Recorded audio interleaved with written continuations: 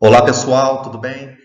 Vamos falar hoje da avaliação inicial ao paciente traumatizado no trauma pediátrico e vamos falar um pouquinho sobre a abordagem da via aérea no trauma pediátrico. Meu nome é Heitor, sou cirurgião do trauma, sou instrutor do curso ATLS, sou médico no Hospital de Clínicas da Universidade Federal de Uberlândia.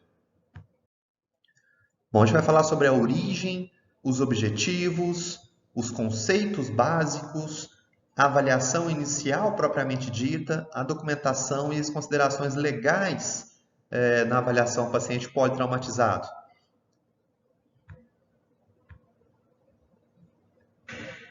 E aí, dentro da avaliação inicial, a gente vai falar sobre a preparação, triagem, avaliação primária, adjuntos à avaliação primária, avaliação secundária, adjuntos à avaliação secundária, reavaliações e a transferência e o tratamento definitivo desse paciente.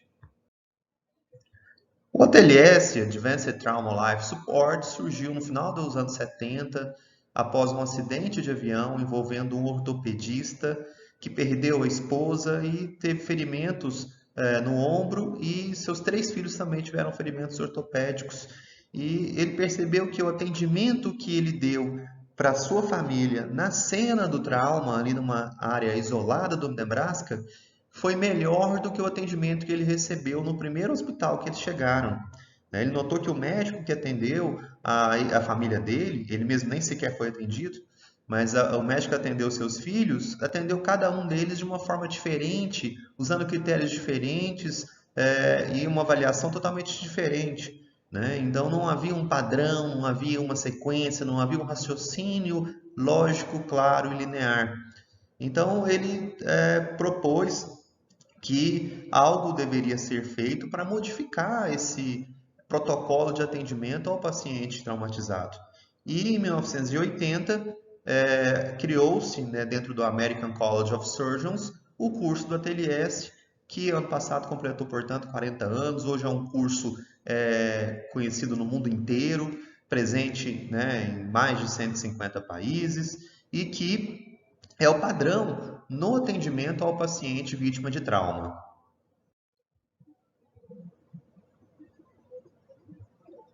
Os objetivos principais do ATLS vão ser a avaliação rápida e correta do paciente vítima de trauma, a reanimação de acordo com prioridades e determinar se as necessidades do meu paciente excedem os recursos onde eu estou ou a capacidade dos profissionais que eu tenho disponível.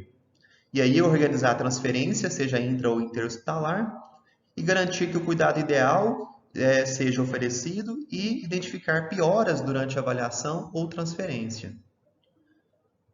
Então a gente vai transferir o paciente do local onde ele chegou ali, geralmente um hospital menor, da forma mais rápida e segura para um centro de referência, com segurança, garantindo então o melhor prognóstico para esse paciente, menos sequelas no futuro. Os conceitos básicos do ATLS são tratar a maior ameaça à vida primeiro, a falta de diagnóstico definitivo não deve impedir a aplicação de um tratamento, e a história detalhada não é necessária para começar a avaliação e reanimação. Esses conceitos, lá na década de 80, surgiram como uma quebra de um paradigma no atendimento do paciente vítima de trauma. Então, a gente não vai atender esse paciente como atenderia um outro paciente, em que você faz uma anamnese, história completa, avalia antecedentes, e aí estabelece, faz o exame físico, exames complementares, estabelece uma hipótese diagnóstica e aí então você fecha o diagnóstico e trata com a conduta. Aqui não. Aqui no ATLS a gente tem que ser rápido. Então, ao mesmo tempo que eu estou avaliando, eu já estou tratando, eu já estou imediatamente tomando decisões baseadas na suspeita. A gente não espera um diagnóstico definitivo para aí definir conduta.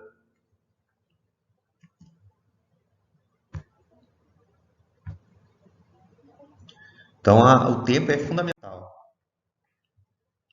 A avaliação inicial, propriamente dita, ela envolve uma série de fases, que é a preparação, que começa lá no pré-hospitalar, que aí é um curso à parte, o curso do PHTLS, que aí é baseado principalmente no XABCDE, ou MARCH na versão militar, que é a avaliação começando pelo sangramento com risco à vida, sangramento exsanguinante ou maciço, depois avaliação de via aérea, respiração, parte cardiovascular com acessos venosos, início da reanimação com fluidos, avaliação neurológica abreviada e exposição com proteção contra hipotermia. Esse atendimento tem que ser bem rápido e direcionado. Então, controle do sangramento exsanguinante, controle das vias aéreas com proteção da coluna cervical, ventilação, circulação, avaliação neurológica abreviada e exposição com proteção contra a hipotermia. E aqui o MARCH, que é a mesma coisa, só que colocada de uma linguagem diferente. Lembrar que a gente vai fazer medidas de emergência. Não devemos atrasar a remoção, sendo que a gente chama de 10 minutos de platina, que seria aquele tempo ideal, ótimo para eu fazer o atendimento e remover esse paciente por um centro de trauma. Já a fase hospitalar envolve a equipe que vai receber esse paciente, tem que estar preparada do ponto de vista profissional e de estrutura, de equipamentos, espaço físico. Então, eu preciso ter uma sala adequada e pronta para receber esse paciente, que infelizmente não é a realidade na maioria dos hospitais que atendem trauma no Brasil. A gente vê superlotação, dificuldade de acesso, dificuldade de obter materiais. Mas o ideal seria ter ali uma sala fechada, com uma equipe preparada, uma equipe treinada e já com funções pré-definidas. Cada um dos membros da equipe já sabe o que vai fazer, já sabe-se quem vai drenar o tórax, quem vai avaliar a circulação, quem vai fazer o FAST, quem vai fazer um acesso venoso.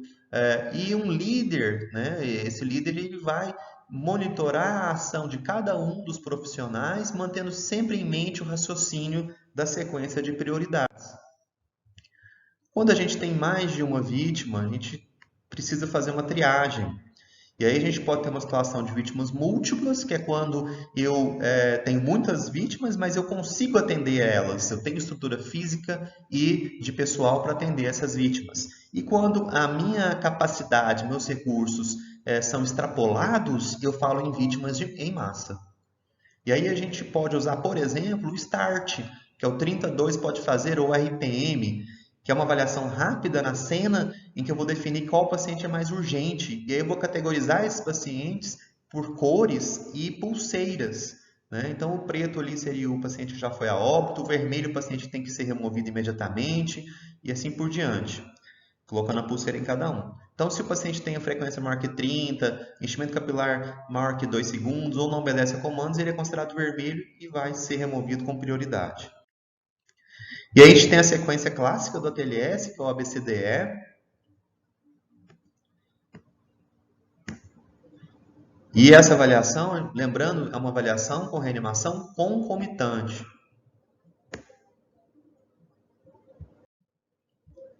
E o que engloba essa avaliação?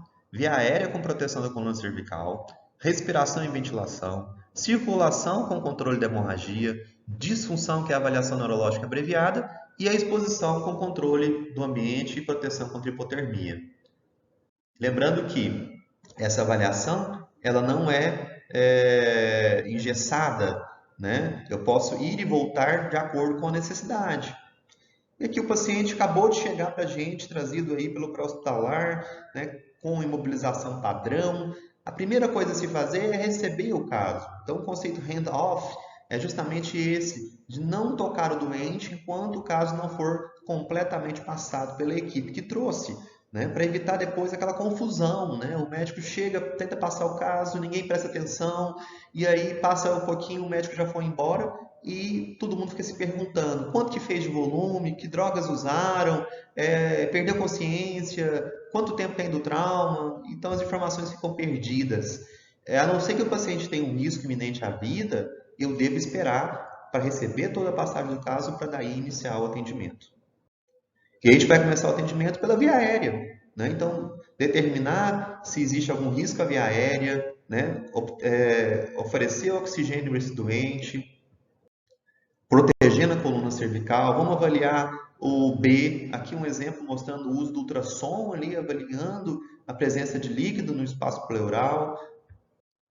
No C, a gente vai avaliar também com ultrassom a presença de líquido na cavidade peritoneal ou pericárdica. Vamos obter acessos e atenção especial ao acesso intraósseo na criança e também no adulto, desde que eu tenha materiais para isso. Na avaliação do D, eu vou fazer uma rápida avaliação neurológica, vou avaliar pupilas, Glasgow, lateralidade. E no E, vou expor o paciente, retirar a prancha, avaliar o dorso e proteger contra hipotermia.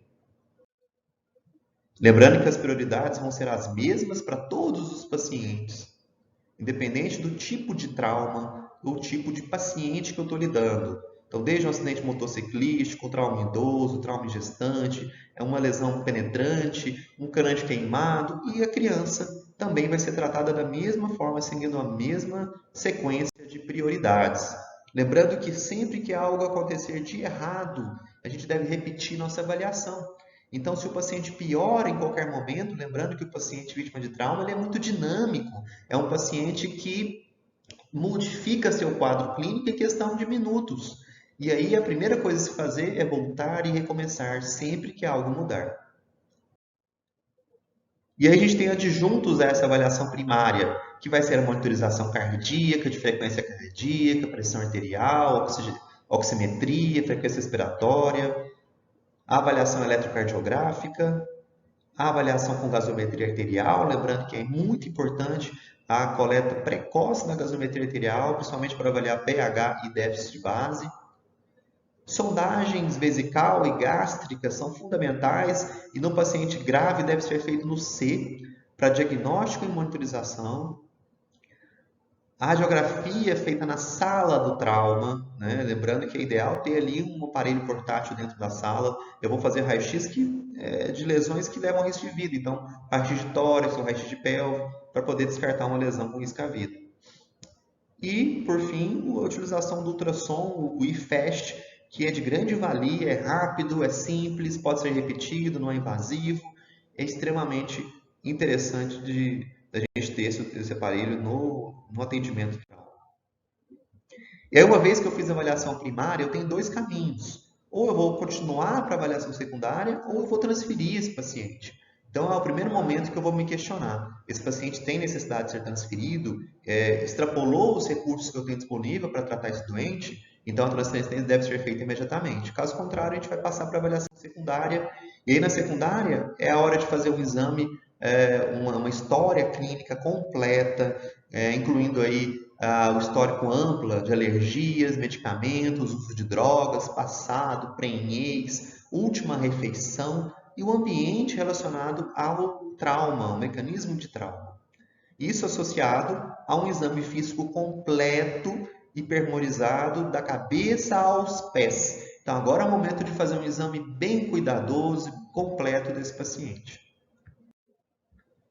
E aí eu posso lançar a mão de adjuntos também na minha avaliação secundária, que vão ser os outros raios-x, como de coluna, de membros, tomografias, angiotomografias, urografia, angiografia, ultrassonografias completas, broncoscopia e avaliação esofágica, seja por esofagograma, que é o raio-x com ingestão de contraste iodado, ou esofagoscopia ou endoscopia mesmo.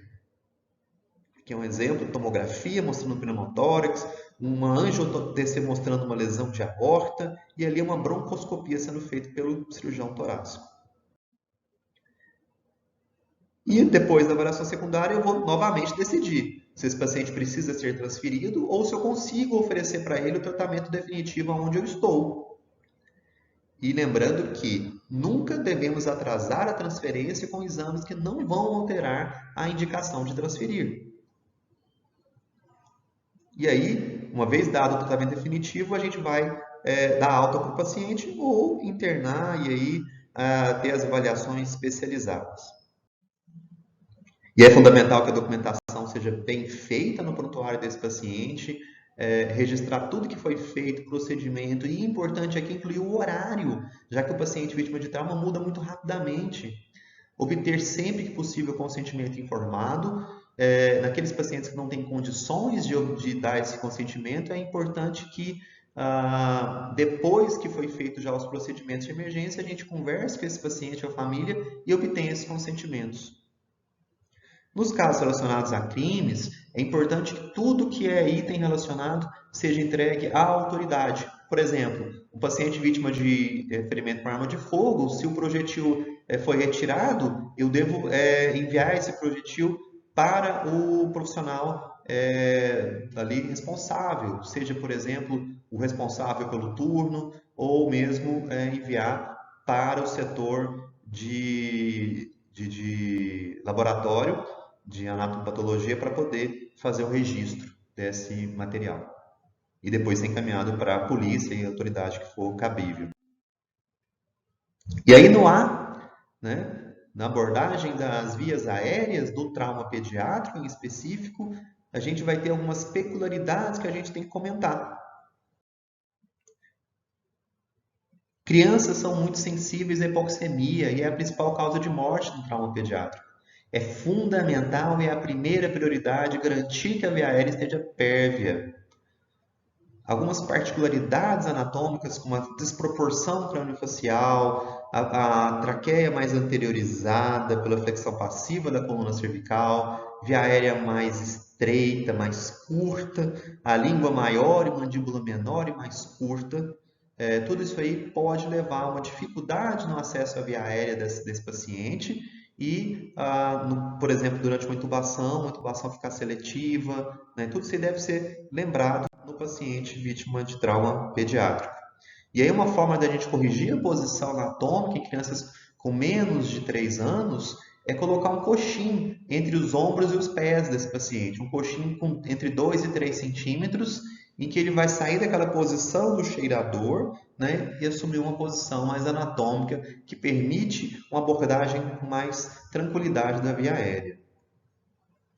Aqui novamente mostrando a mesma coisa, o bebezinho ali posicionado com aquela posição do cheirador e depois com o coxim, né, a melhora do posicionamento desse paciente, melhora da posição da coluna cervical e o plano da face fica paralelo à prancha. E aí a gente vai fazer a avaliação, vamos falar sobre oxigênio, sobre as técnicas básicas, Team Lift e Joe Trust, os dispositivos básicos, que são as cânulas, via aérea definitiva, os dispositivos de via aérea difícil, os dispositivos extraglóticos e vamos falar sobre a via aérea cirúrgica. Em relação à avaliação das vias aéreas, a gente deve sempre examinar a face e orofaringe. Então, posicionar-se na cabeceira, olhar a face, olhar a boca, ver se não tem fraturas de face, sangramentos ativos em boca e nariz, queimaduras de face, que pode ser um sinal de uma lesão de vias aéreas por inalação de fumaça. E é uma indicação de intubação precoce. A gente também tem que observar, né, o risco de edema de via aérea pelo processo inflamatório e pelo volume que eu vou ter que fazer nesse paciente que é grande, queimado. Aqui é mostrando um caso de uma criança com edema importante na face associado a uma queimadura de face, e ali a broncoscopia mostrando o aspecto das vias aéreas inferiores com lesão por inalação.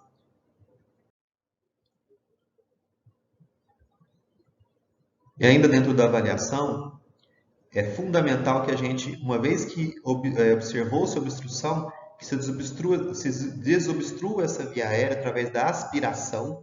E aí é importante lembrar que o aspirador tem que ser de ponta rígida, não se deve utilizar aspirador flexível, porque ele tem risco de penetrar a placa cribosa e entrar dentro do cérebro. Remover corpos estranhos. E aí, mostrando o aspirador rígido e o seu uso ali, sempre aspirar na lateral, né, evitando estímulo ao vômito. Ainda dentro da avaliação, lembrar de observar e ouvir.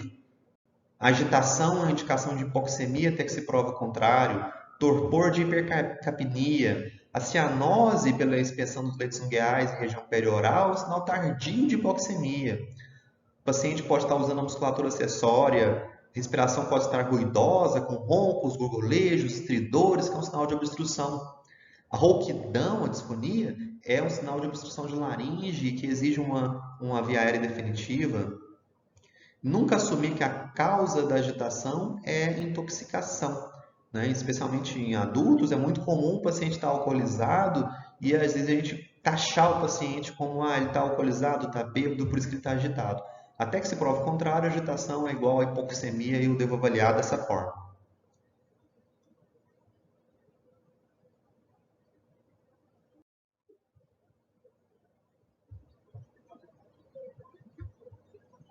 E aí, na sequência, passando do A para o B, eu vou examinar o pescoço. E aí, identificar fatores de risco para a via aérea. Por exemplo, desvio de traqueia, lesões penetrantes no pescoço, hematomas em expansão que podem comprometer a via aérea, enfisema subcutâneo, que é o sinal de trauma de via aérea ou pleural. Então, aqui mostrando o hematoma expandindo e deslocando a traqueia. Se eu demorar demais para entubar esse paciente, eu não vou conseguir mais entubar e a via aérea cirúrgica também vai ser bem difícil. O oxigênio deve ser sempre oferecido em máscara com reservatório 10 a 15 litros, garantindo uma FiO2 máxima. E sempre registrar a oximetria antes e após a administração do oxigênio. A pré-oxigenação deve se iniciar o quanto antes. Por isso que a gente coloca oxigênio em todos os pacientes. A gente não sabe se esse paciente vai precisar de uma intubação. Todo paciente politraumatizado, grave, deve receber oxigênio imediatamente. As técnicas básicas podem ajudar a desobstruir a via aérea. Então, o chin lift e o jaw thrust, que é a elevação do mento e a anteriorização da mandíbula, deve ser feita com muito cuidado para evitar a mobilização da coluna. Então, ali mostrando uma pessoa está imobilizando o pescoço, enquanto a outra está fazendo a elevação do mento, que é o chin lift, e no outro ali fazendo a anteriorização do ângulo da mandíbula, né? Posiciona-se os dedos no ângulo da mandíbula e joga para o anterior. Isso favorece a saída da língua da frente da via aérea, facilitando a ventilação, pelo menos durante a manobra. E aí eu posso lançar a mão do uso de cânulas, como por exemplo a cânula de Guedel, né?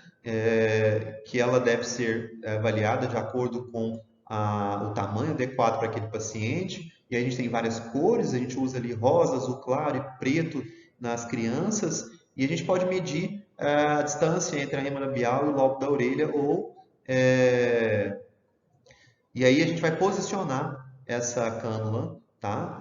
Na criança, não se recomenda que se posicione a cânula invertida e rodando depois de passar, que é o que a gente faz no adulto, né? Então aqui a orientação é usar um abaixador de língua para posicionar diretamente com a concavidade para baixo, né? Esse guedel, tá? Lembrando que eu não devo não devo usar a cânula orofaríngea em pacientes que estão com reflexo preservado. Senão eu vou acabar levando a um reflexo de vômito e o paciente pode broncoaspirar.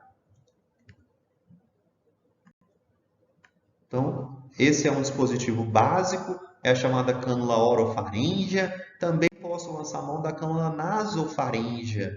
Tá? A gente usa muito pouco no nosso meio e está contraindicada quando você tem fratura de face ou suspeita de fratura de base de crânio. Aqui é a forma como é feita a medição e o posicionamento dessa cânula nasofaríngea.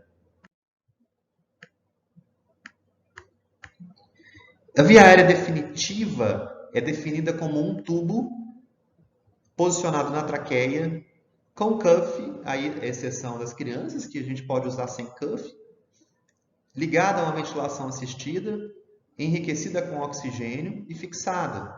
Então, isso é uma via aérea definitiva, uma intubação, uma via aérea cirúrgica, como uma cripocirúrgica ou uma traqueostomia. Quais são as principais indicações de via aérea definitiva? Dependendo do momento, A, B, C, D, a gente pode considerar indicações do A devido a comprometimento iminente ou potencial da via aérea, lesão por inalação, fratura de face, hematoma cetrofaríngeos, comprometimento de ventilação, então trauma atriomedular alto e o paciente não consegue manter o drive respiratório, contusão pulmonar que faz um shunt e não permite a oxigenação adequada, alteração por choque, então o paciente está obnubilado, está combativo, devido à hipoperfusão cerebral, e às vezes a gente vai precisar garantir uma via aérea.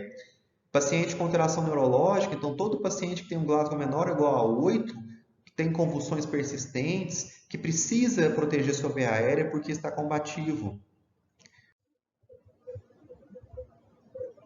Como que a gente vai prever A dificuldade de via aérea nesse paciente. Existe uma regrinha que o TLS coloca, que é o Lemon, Look de localizar, Evaluate de avaliar, 332, Malampate, obstrução e Neck Mobility. Na prática, a gente vai olhar se tem ali alguma coisa que pode comprometer a minha intubação, como por exemplo a fratura de face, sangue na via aérea, né? Um paciente com pescoço curto, obeso.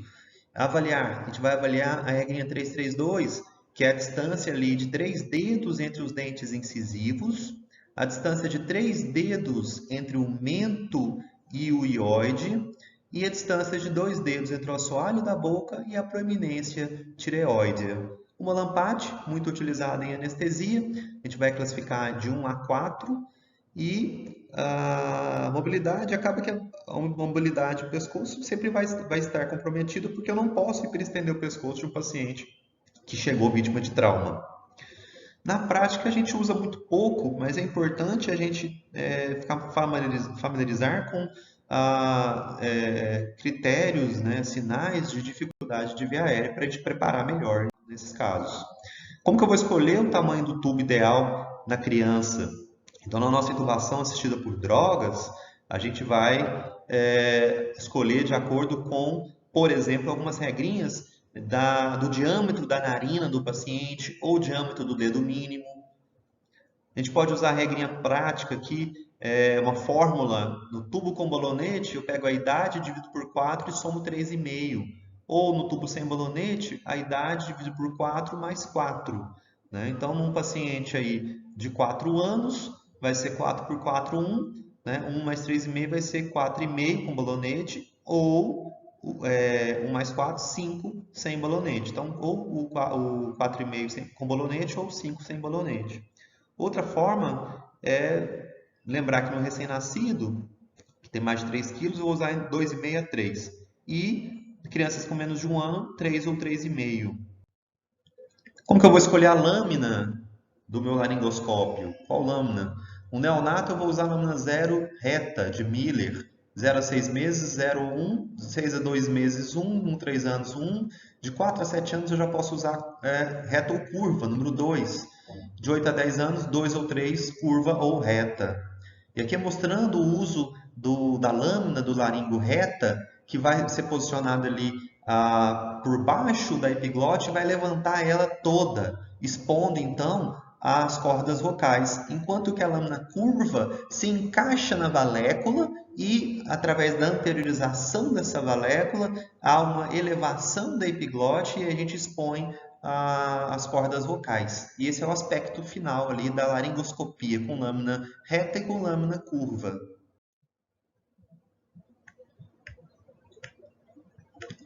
Então vamos realizar nossa intubação assistida por drogas. Primeiro passo é, obviamente, o planejamento, estar preparado para situações de dificuldade, ter um plano B pronto.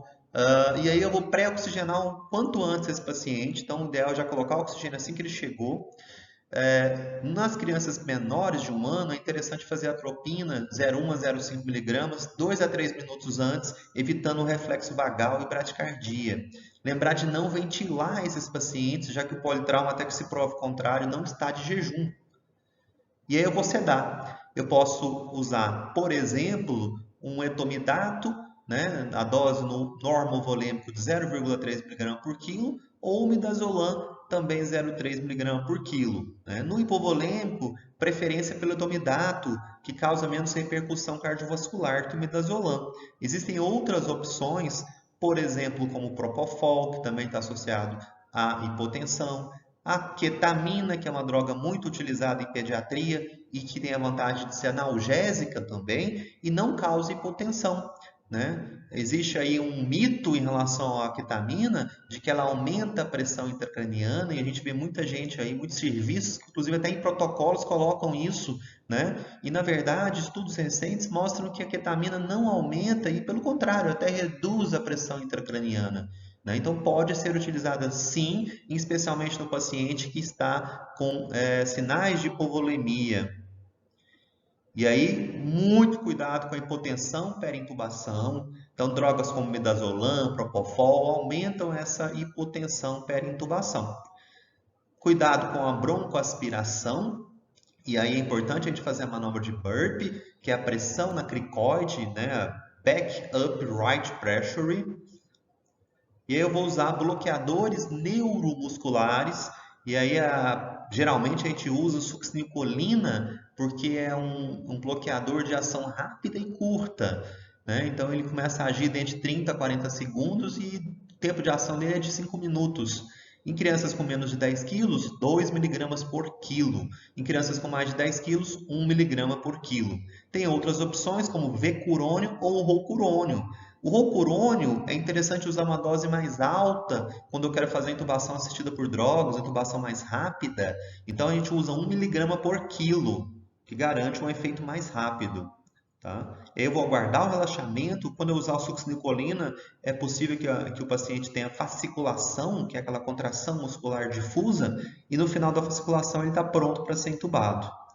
E aí eu vou entubar com cuidado e vou checar a posição do tubo, evitar que esse tubo fique seletivo. E uma forma de fazer isso é a regrinha 3 vezes o número do tubo. Então, se eu uso um tubo número 4, por exemplo, 3 vezes 4, 12. 12 é o número que tem que estar na rima labial desse paciente para evitar que esse tubo fique seletivo. E aqui é mostrando a intubação de 3 pessoas. Uma pessoa faz a imobilização, a recomendação do TLS é que sempre abra esse colar ou retire esse colar para fazer a intubação. E aí uma pessoa tem que imobilizar o pescoço, a outra vai fazer a manobra de burpee, que é essa manobra back up right, então back de coluna para baixo, up de para cima, né, cranial, e o R de right para direita. Então eu vou apertar, jogar para cranial e vou jogar para a direita, facilitando então a visualização de quem está fazendo a laringoscopia. E aí a pessoa vai entubar esse paciente. E a manobra de burpee vai ser mantida até que o tubo esteja posicionado e com o cuff insuflado. Lembrar do cuidado com a coluna cervical, aplicar o back up right pressure e cuidado para não seletivar o tubo.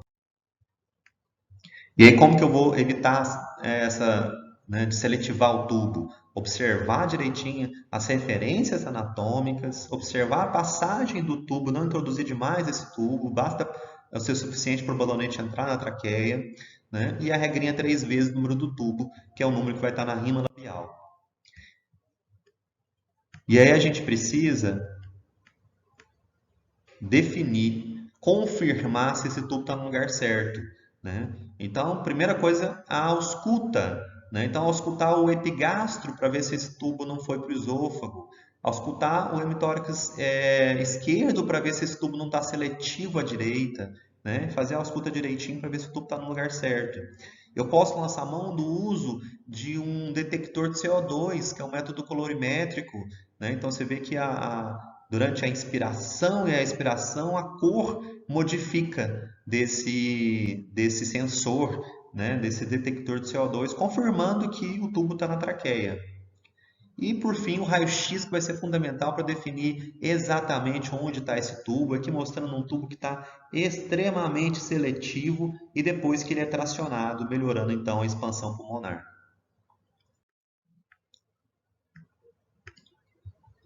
Aqui, aquele raio-x que eu comentei, né, o tubo seletivo ali à direita e depois que ele é tracionado, a melhora na expansão pulmonar.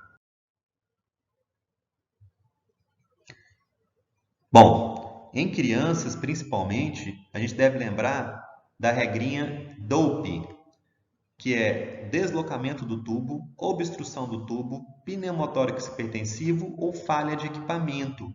Quando que eu vou usar o DOPE? Quando o paciente evolui com uma dessaturação. Principalmente quando eu intubei o paciente estava bem e de repente ele começa a evoluir com uma dessaturação. Então, as principais causas dessa queda na oximetria vão ser isso aqui que a gente listou. Então, eu devo observar a posição do tubo, se está mantida, se ele não se estubou ou se ele não seletivou. Observar a obstrução, então o tubo é fino, então ele obstrui muito facilmente por rolhas de secreção ou mesmo por acotovelamento, como a gente vê nessa foto aqui. O tubo muito dobrado, como ele é fino, ele pode acotovelar e não permitir a ventilação. Lembrar que a criança está mais susceptível a pneumotórax hipertensivo devido à flexibilidade das estruturas do mediastino. Com isso, pode acontecer do paciente, né, que tinha um pequeno pneumotórax simples e depois da intubação e ventilação, esse paciente evolui com o pneumotórax hipertensivo. E aí vai ter outros sinais clínicos que a gente vai, né, observar. E falha de equipamento, nem sempre o equipamento é adequado para aquela idade da criança e a gente tem que estar observando essas falhas. Na via aérea difícil, eu posso lançar a mão do uso do bulge, né, que é um bulge pediátrico de 6 French. Né, ele tem uma terminação Cold, que é uma pontinha curva e arredondada. Né, eu vou entrar com esse bulge, né, e depois introduzir o tubo. Né, ele facilita muito a intubação. Aqui é o posicionamento do tubo no bulge.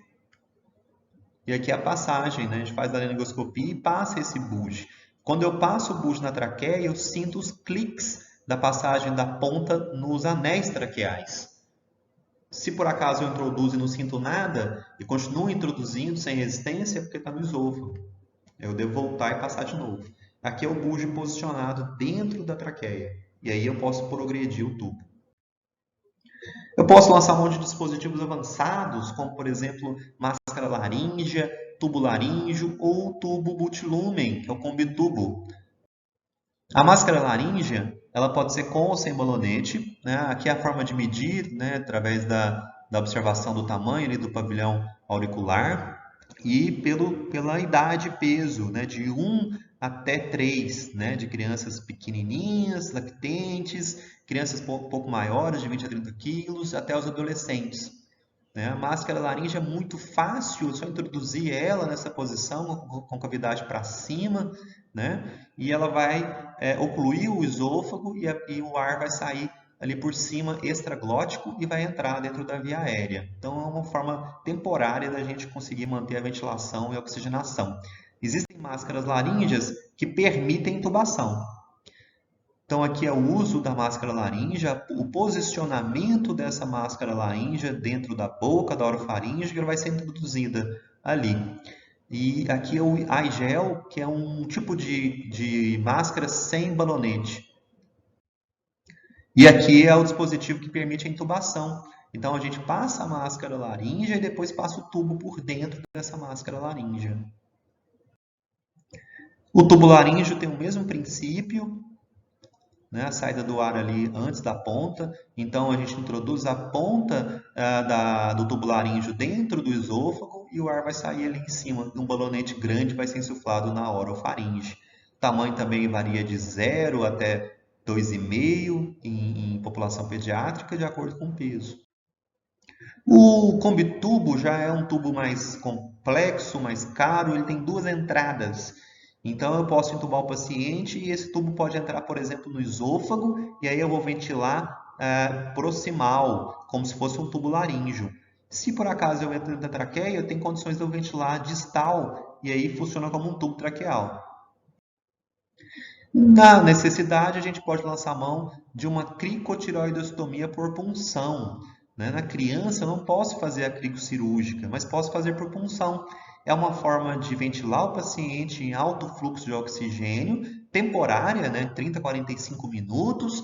E ali é importante, né, o posicionamento de um bocate. Eu vou usar um gel de 16 a 18, 30 graus em direção aos pés do paciente. Vou entrar na membrana cricotireoidea. Vou ali com a seringa aspirando até virar, e aí, quando vier o ar, a gente introduz o catéter e conecto ele numa mangueira de oxigênio que vai ventilar em alto fluxo. E é interessante colocar um Y, ou mesmo fazer um pequeno orifício, um pequeno buraquinho ali na mangueira de oxigênio mesmo, e ali eu coloco o dedo. E o dedo fica 1 segundo tampando esse orifício e 4 segundos fora. Assim por diante, 1 on, 4 off, né? Por 30 a 45 minutos, que é o tempo que eu tenho para obter uma outra forma de ventilar esse paciente. Seja pedindo ajuda para alguém mais experiente, seja me descansando para poder tentar novamente a intubação, seja aguardando o material para intubação de via aérea difícil, um fio broncoscópio, enfim, um plano B. Aqui só para a gente comentar, cricocirúrgica, feita com uma incisão longitudinal no pescoço, identificação da membrana, abertura e passagem de um tubo fino. Não deve ser realizada em menores de 12 anos, porque leva a um risco de desabamento da via aérea. E aqui, mostrando a traqueostomia, só para a gente lembrar que traqueostomia não deve ser feita na emergência, no paciente traumatizado, porque é um procedimento que, querendo ou não, demora um pouco mais, né? E no paciente que não está ventilando, pode ser muito complicado você gastar ali 10, 20 minutos fazendo a traqueostomia. Então, deve ser evitada de forma geral, de imediato, nos pacientes traumatizados. Bom, era isso que a gente queria falar nesse primeiro módulo de introdução ao TLS e manejo das vias aéreas. Muito obrigado e me disponho aí a responder qualquer dúvida, crítica, comentário sobre o nosso vídeo. Muito obrigado.